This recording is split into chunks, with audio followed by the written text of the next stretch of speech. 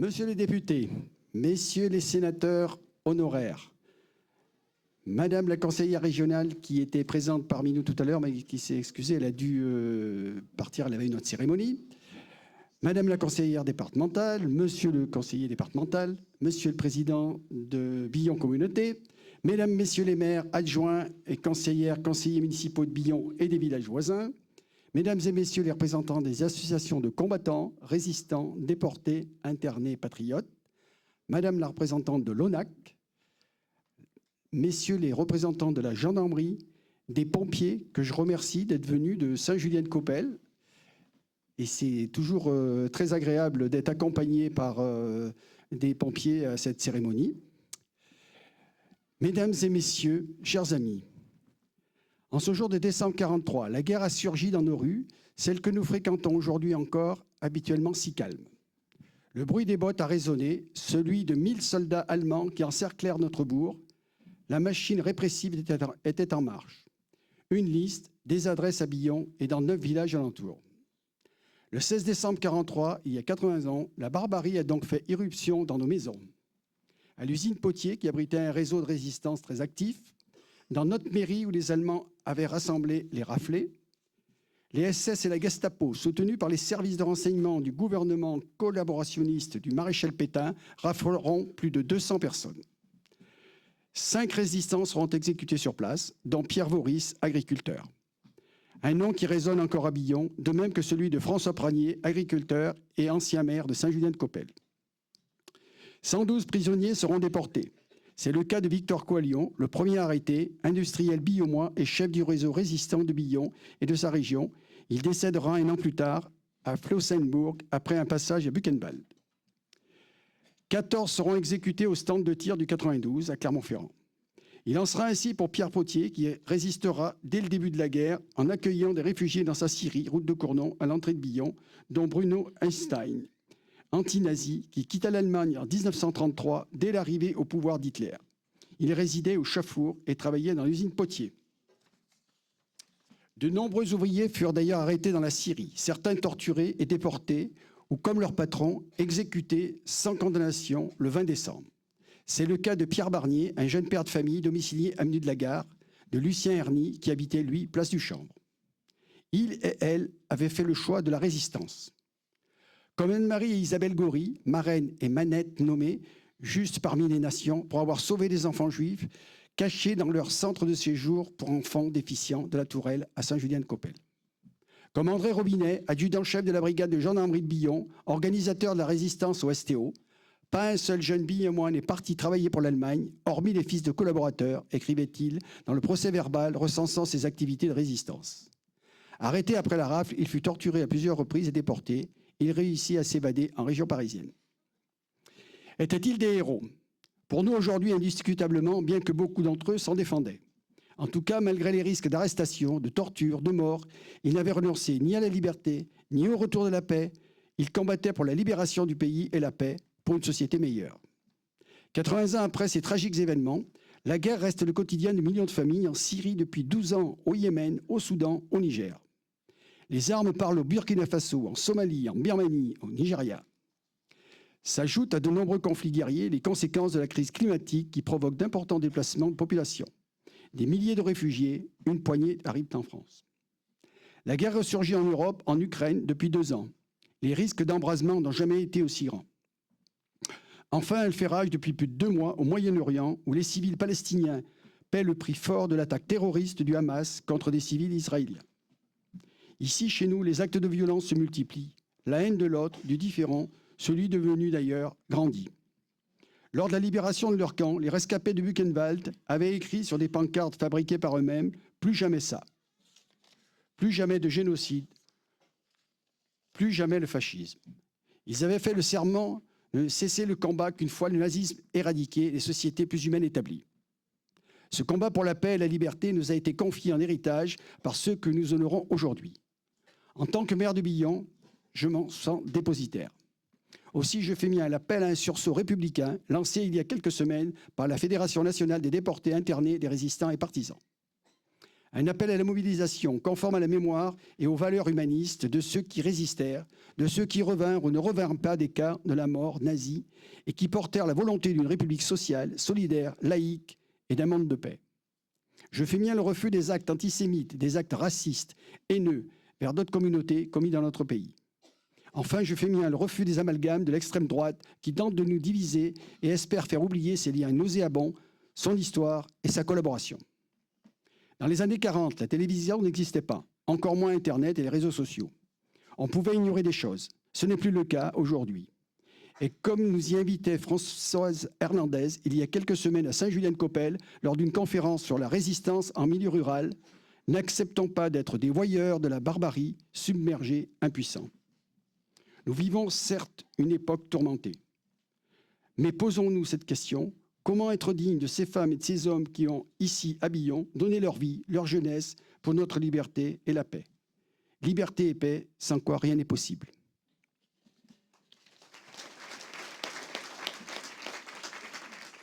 Avant de passer la parole à René Champion, président de la FNDRP, je voudrais remercier le président du CODURA, qui est présent parmi nous, Serge Godard, Madame la présidente des CODERS de la Résistance, Monsieur et Mesdames les porte-drapeaux qu'on a salués tout à l'heure, le principal du collège du Beffroi et les enseignants qui font un travail remarquable et qui permettent que les collégiens puissent non seulement assister, mais participer activement à toutes nos cérémonies.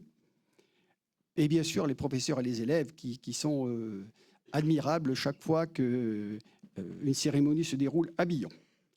J'en profite pour excuser le directeur de l'ONAC et le président départemental du conseil départemental, qui sont représentés ici par Jacques Grand et Jocelyne Glass. Et tous ceux que j'oublie ne m'en voudront pas. Bonjour à tous. N'oublions pas ceux qui nous ont quittés ces dernières années, dont notre présidente Odette Céalis avait 9 ans quand son père a été arrêté puis fusillé au 92. Paulette Pagès, notre vice-présidente, son père mort en déportation et son grand-père fusillé au 92. Pierre Fargex, décédé l'an passé, mari de notre très dévouée trésorière, n'a pas connu son père mort en déportation. Il y a 80 ans, dans cette salle où nous sommes rassemblés, ici même, le 16 décembre 1943, étaient regroupées plus de 200 personnes de tous âges. Violemment et brutalement arrêtées, je ne reviens pas sur le déroulement de cette tragédie, elle vient d'être évoquée devant le monument. Être fidèle à leur mémoire, c'est saluer et encourager toute initiative qui vont dans le sens d'un monde de tolérance, de paix, d'amitié et de solidarité entre les hommes et les peuples. Au fil du temps qui passe, les témoins de ce drame épouvantable disparaissent et les mémoires s'effacent.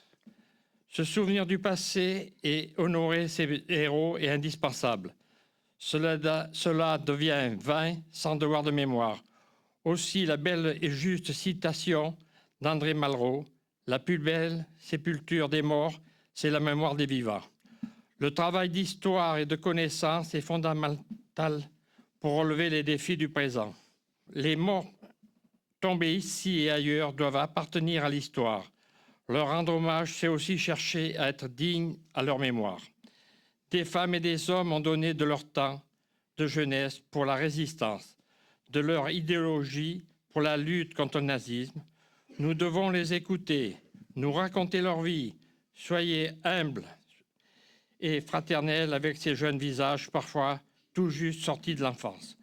Comprenons mieux les engagements, la détermination des valeurs qui animent ces femmes et ces hommes qui ont donné parfois leur vie pour la liberté. L'histoire permet de comprendre comment un peuple cultivé et intelligent peut basculer dans la barbarie. Toute collectivité humaine doit pour vivre, se projeter dans la vie, partager et s'inventer un nouvel horizon et retrouver les valeurs essentielles du Conseil national de la résistance. En cette période de violence planétaire, en Ukraine, en Israël, dans la bande de Gaza, pendant que je parle, des enfants, des femmes, des hommes, des soldats, des innocents meurent tous les jours sous les bombes. L'exode est massif de toutes parts et rappelle tristement la débâcle en France des années 40. Soyons vigilants à ce que l'école de la République puisse toujours enseigner les idéaux de la nation. Liberté, égalité, fraternité, la mémoire se transmet, l'espoir se donne, partageons-les ensemble. Oui, nous croyons que le printemps refleurira et que l'humanité saura surmonter ces vieux démons, pour autant qu'elle tire les leçons de ses erreurs du passé. Je vous remercie.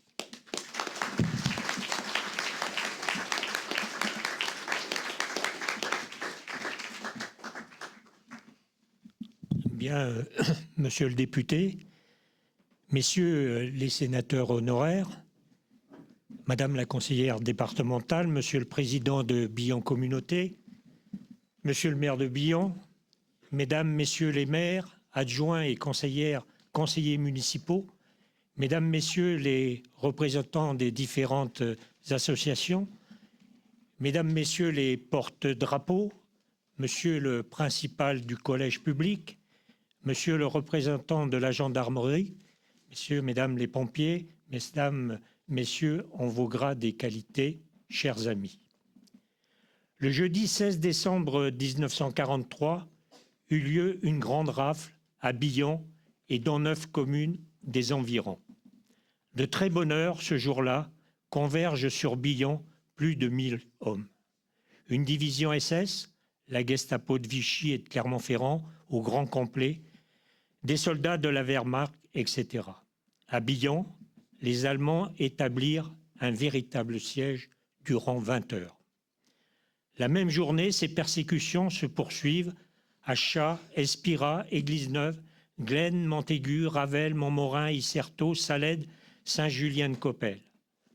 Je ne reprendrai pas les chiffres, ni les noms des personnes arrêtées, internées, déportées, fusillées.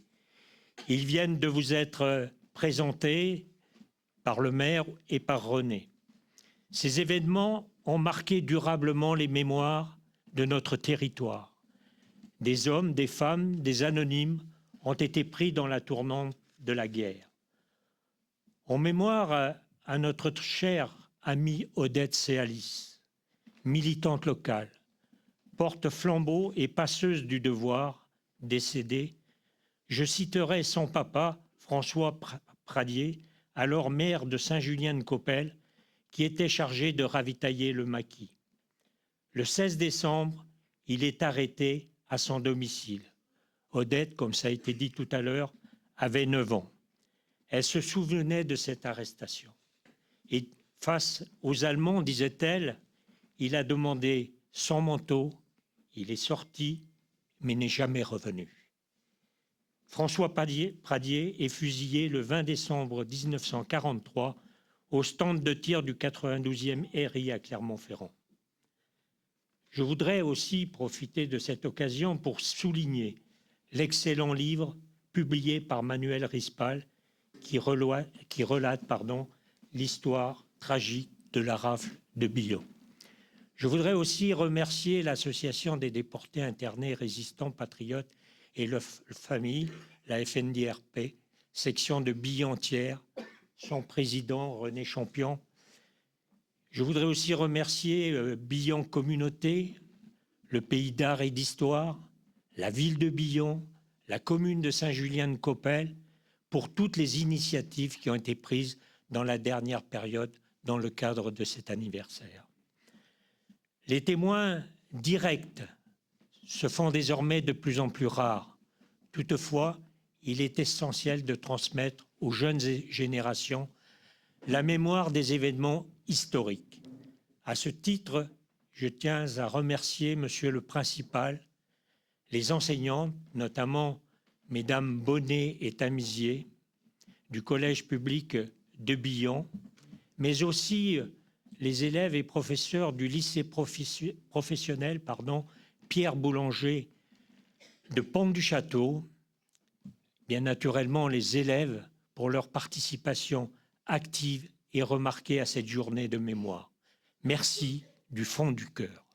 Je voudrais aussi remercier l'orchestre Harmonie de Vertézan qui accompagne cette cérémonie.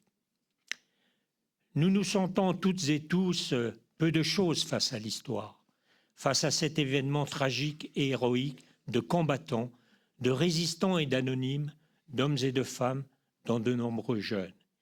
Et à ce titre-là, j'invite à vous rendre auprès d'Estelle, de Billon, mais aussi et surtout des villages voisins pour voir la liste des fusillés.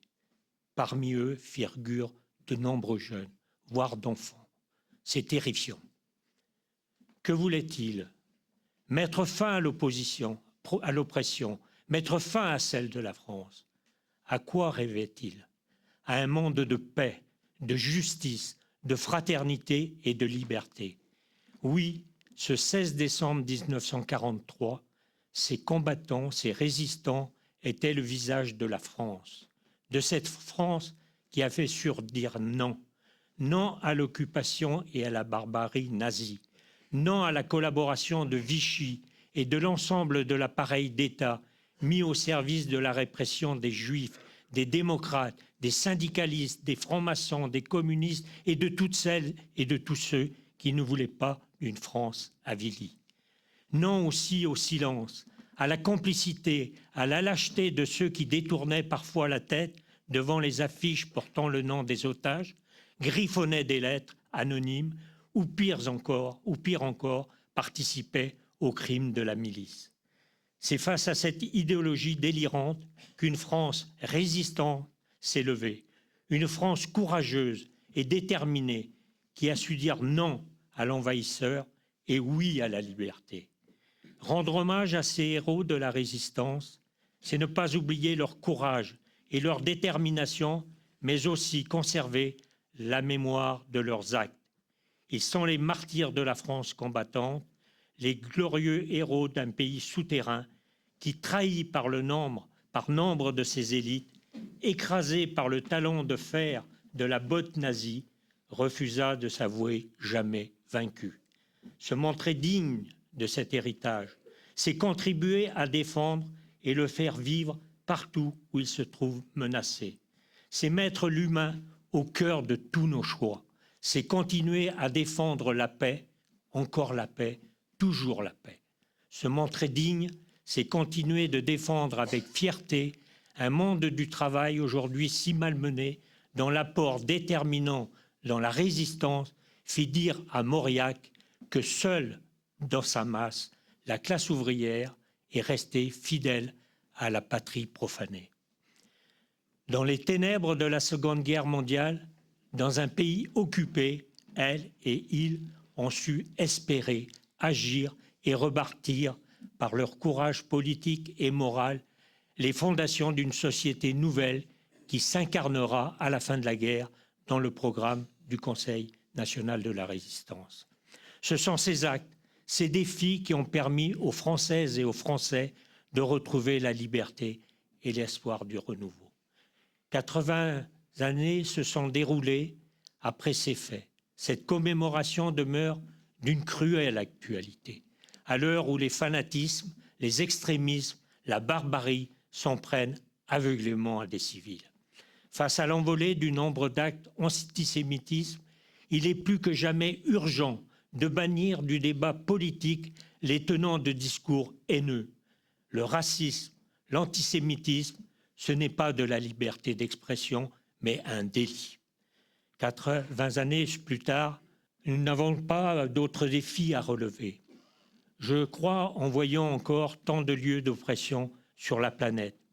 Partout dans le monde, des femmes et des hommes se lèvent contre un système qui se satisfait des inégalités, des injustices, de la famine, des discriminations. Un système inhumain qui produit des catastrophes écologiques, la violence et la guerre. Nous devons condamner fermement ces crimes contre l'humanité subis par les populations du Proche-Orient.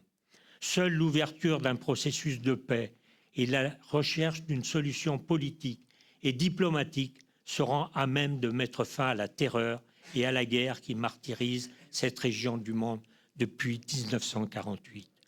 Avec le conflit en Ukraine, ce sont un peu plus de 12 millions de personnes qui ont été déplacées en 21 mois, ce qui équivaut à la totalité des déplacés de la Deuxième Guerre mondiale. La réalité d'aujourd'hui, ce sont 38 conflits dans le monde qui nous amènent à une situation catastrophique. Les discours en France, prônant une économie de guerre, tout en se félicitant de l'augmentation du budget des armées et des ventes d'armes françaises, ne va pas vers la construction de la paix. Nous assistons partout à une fuite en avant, selon une logique apparemment imparable. Plus on s'armera, plus on pourra imposer la paix, disent notamment les dirigeants de l'Union européenne, dans une période de crise où les inégalités créent des tensions et des replis systématiques. Cela amplifie la haine des étrangers.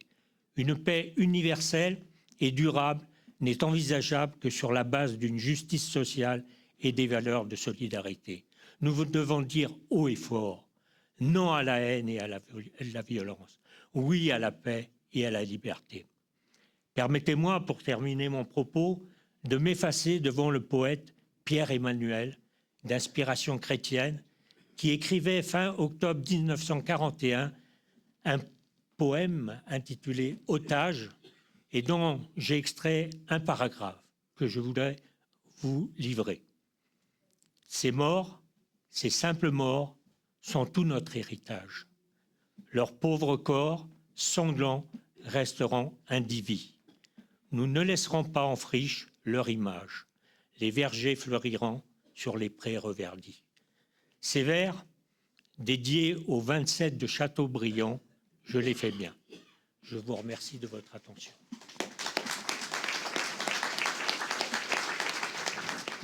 Mesdames, Messieurs, chers amis, les propos que je vais prononcer, je les livrerai avec énormément d'humilité. Je dis énormément d'humilité parce que nous avons une cérémonie remarquable et les discours qui m'ont précédé étaient pleins de sens. On dit beaucoup de choses et je ne reviendrai pas sur notamment toute l'historique qui est à l'origine de la célébration d'aujourd'hui. Je voudrais d'abord, je pense, traduire ce que nous avons tous ressenti ce matin. C'est une forte émotion. Vous savez, comme député, je participe régulièrement à des initiatives, à des manifestations, à des célébrations. Certaines marquent parce qu'elles ont une puissance supérieure à d'autres. C'est comme ça. Et ce matin, je crois qu'on a vécu un très grand moment. Un très grand moment, moi je le dis, j'ai été particulièrement impressionné, ému, notamment quand se sont exprimés les élèves du collège, avec des phrases, des mots qu'ils avaient écrits eux-mêmes et qu'ils nous ont donnés. Et si on revenait sur tout ce qu'ils ont prononcé ce matin après l'avoir écrit eux-mêmes, je pense qu'on retrouverait énormément de choses qui vont dans une direction que l'on souhaite et qui fassent que l'on ne fasse pas des célébrations qui soient mécaniques, mais qu'on puisse sortir des choses du cœur en lien avec la conscience. C'était vraiment très beau, je leur ai dit, je tiens à le reformuler. Mais c'est aussi la musique et les chants des enfants de Vertaizon, de l'harmonie de Vertaizon, et puis, bien évidemment, Jean Ferrat, qui attire les larmes aux yeux avec Nuit et brouillard. Je crois qu'on a vécu ça. Et ça me fait dire que souvent on emploie le mot, je l'emploie pratiquement chaque fois pour ce type de célébration, c'est le mot devoir de mémoire. Mais on l'emploie souvent de façon pratiquement mécanique. Devoir de mémoire, devoir de mémoire.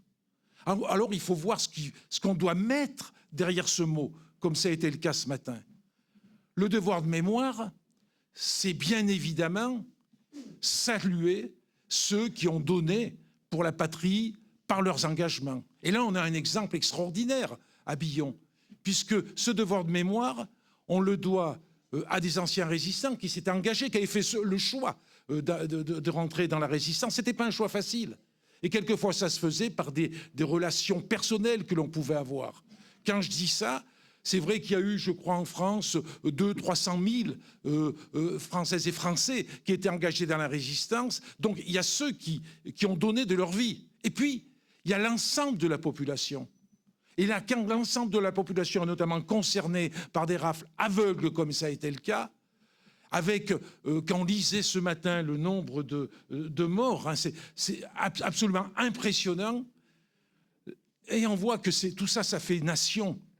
Entre ceux qui ont un engagement, le choix qu'ils ont fait, d'autres qui, dans la souffrance de l'occupation, sont les victimes aussi de l'occupation, et bien tout ça, ça forge une communauté. Et là aussi, dans les interventions précédentes, le fait de les messages que vous avez lus en disant, eh bien, ça partait de l'agriculteur, du paysan, de l'ouvrier, au chef d'entreprise, avec des origines aussi qui étaient des origines différentes, sans aucun doute des engagements différents, des chrétiens, des non-croyants, des gens qui étaient engagés politiquement, d'autres qui étaient de simples citoyens. Et tout ça, on voit que dans ce qui s'est passé sur Billon, eh bien, tout ça, ça montre ce qu'est la force d'une communauté, une communauté nationale, notre communauté républicaine. Et je crois que vraiment ça ressortait très fortement ce matin. Et puis, ce qu'a très bien développé notamment Jacky, le devoir de mémoire, c'est donner du sens. C'est pas seulement l'hommage à ceux qui sont morts ou qui sont engagés, c'est donner du sens. On a souvent dit que l'histoire se répétait. Je ne dis pas qu'elle se répète, mais elle se ressemble. J'ai même... Quelqu'un disait, l'histoire ne se répète pas, mais elle rime. Mais elle rime. Et c'est vrai qu'il y a des mots qui riment aujourd'hui. Le mot racisme, le mot antisémitisme, le mot, même s'il est caché, fascisme. C'est des mots qu'on a retrouvés dans des périodes de l'histoire qui ont conduit à la dernière guerre mondiale et qui aujourd'hui deviennent d'actualité et quelquefois se banalisent, sans que pour autant on réfléchisse à tout ce que ça peut représenter et vers où ça peut nous entraîner. C'est ça aussi le devoir de mémoire. C'est des mots comme la haine, comme la diabolisation des uns et des autres, c'est la discrimination. C'est des mots qui ont existé dans l'histoire et qui aujourd'hui reviennent et rentre dans le domaine commun sans qu'on puisse mesurer jusqu'où ça peut nous conduire. J'avais un échange il y a 3 jours sur le risque que l'on peut avoir, je ne vais pas rentrer dans cette considération-là, mais quand même, avec des collègues députés qui me disaient qu'aujourd'hui, par exemple, eh ben, une partie du patronat français commençait à évoluer et était prêt à accepter un gouvernement qui soit un gouvernement d'extrême droite. Alors qu'on ne pouvait pas penser ça il y a quelques années. Certes, il y avait eu, avant la dernière guerre mondiale, il y avait eu des engagements de ce genre. Louis Renault, on pourrait citer notamment avec l'adhésion au pétainisme, voire même pas mal d'entreprises qui avaient fait le choix de l'occupation. Mais soyons attentifs à tout ça. Le devoir de mémoire, c'est aussi tenir compte de l'histoire pour qu'on évite d'aller vers des écueils et avec, eh bien, cette fois, une répétition de l'histoire avec tout ce que ça peut engendrer. Et je terminerai tout simplement, parce que je suis déjà trop long après tout ce qui a été dit, c'est avoir un cri pour la paix. On se moque de nous quand on parle de la paix. On trouve toujours des arguments pour qu'il n'y ait pas la paix. Et on fait le choix de la guerre. On fait le choix de la guerre plutôt que de réfléchir à une sortie de multiples conflits qu'il y a par le monde. Les conflits qui sont connus, comme l'Ukraine avec la résistance du peuple ukrainien, avec aussi le martyre de la Palestine, avec aussi des actes terroristes qui ont coûté des vies d'innocents en Israël. Et toutes ces guerres qui ne sont pas connues, il y en a partout dans le monde et on n'en parle pas parce que le regard qu'on a sur la guerre est toujours un regard sélectif. bref, il y a la guerre qui est proche de chez nous et il y a celle qu'on ignore parce qu'elle concerne des peuples d'Afrique, par exemple, avec des centaines de milliers, pour ne pas dire de millions de morts. Ça se fait dans l'anonymat le plus complet. Ayons cette obsession de la paix, à travailler pour la paix, parce que sinon, je suis persuadé qu'on va vers un désastre. Pour conclure, j'appellerai Jean-Paul Bruyère, qui veut faire un don à la ville de Billon, et c'est le fruit de son travail. Ça représente Jean Ferrat. Et c'est de Il y en a, Jean-Paul. C'est de la marqueterie. Et les bois viennent de l'usine de chez Coyon. Voilà. Alors je vais vous dire simplement ce qu'il y a de marqué derrière. Jean Ferrat. Depuis des décennies, ce 16 décembre, tu t'invites devant ce monument, chanter nuit et brouillard. Tu nous remues notre conscience. Tu mérites bien ta place ici, reste parmi nous. Jean-Michel Charlat te trouvera un endroit de choix en mairie de Billon. Ce tableau de marqueterie est l'œuvre d'un enfant de Billon, Jean-Paul Bruyère, membre de l'ARDIP, section Billontière, président René Champion, porte-drapeau Jean-Claude Troussel, 1943-2023, et nos passeurs de mémoire, famille Bory et famille Pradier.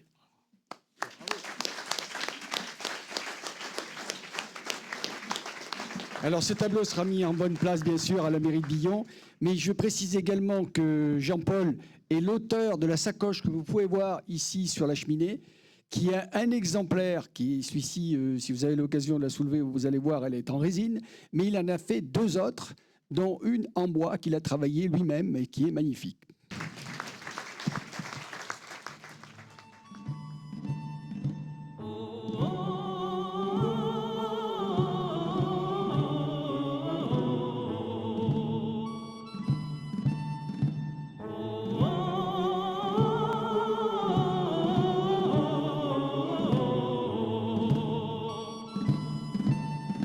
Ami, entends-tu le vol noir des corbeaux sur nos plaines?